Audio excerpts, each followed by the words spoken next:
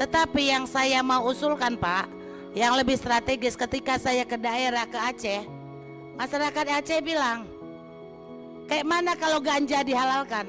Yang lebih strategis ketika saya ke daerah ke Aceh, masyarakat Aceh bilang, kayak mana kalau ganja dihalalkan, dilegalkan? Ketika kita mengatur komoditas strategis, harus ada pembatasan. Apakah yang kita atur itu komoditas strategis pertanian, perikanan, atau komoditas strategis yang lain?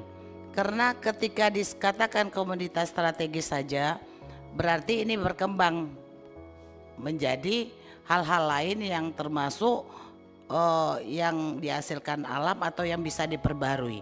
Tetapi kemarin kita sudah sepakat kayaknya, walaupun tidak ada ditulis secara pembatasan, bahwa yang diatur itu adalah komoditas-komoditas strategis pertanian dan mungkin juga perikanan ya atau peternakan. Memang sebenarnya sudah banyak yang mengatur. Waktu kita manggil Menteri Pertanian, komoditas strategis seperti karet, sawit, itu sebenarnya di perundang-undangan yang lain juga sudah diatur. Jadi mudah-mudahan undang-undang yang kita buat ini bukan hanya untuk mewakili daerah kita saja, tetapi harus memang undang-undang itu tidak beririsan dengan undang-undang lain. Di undang-undang ini kita harapkan selain komoditas itu harus kita batasin, apa pembatasannya, termasuk perlindungan petaninya. Perlindungan petaninya yaitu harga. Seperti harga sawit tadi yang dikatakan, harga yang dinyatakan di Disbun itu berbeda dari harga yang diterima oleh petani, sehingga hari ini petani tidak dilindungi. Perdagangan juga impor ketika orang panen, tetapi impor juga harusnya dibatasi atau diatur lebih ketat.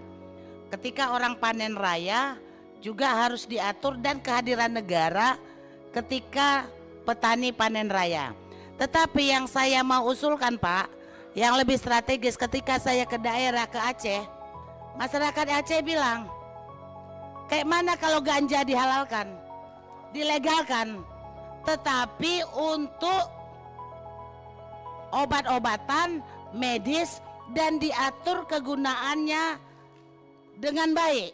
Karena ketika tanah Aceh itu sangat cocok untuk menanam ganja, sedangkan daerah lain seperti negara lain Thailand itu harga mentah saja 300.000 1 kilo. Ketika itu diatur cuman 100.000 saja, Aceh sudah beruntung.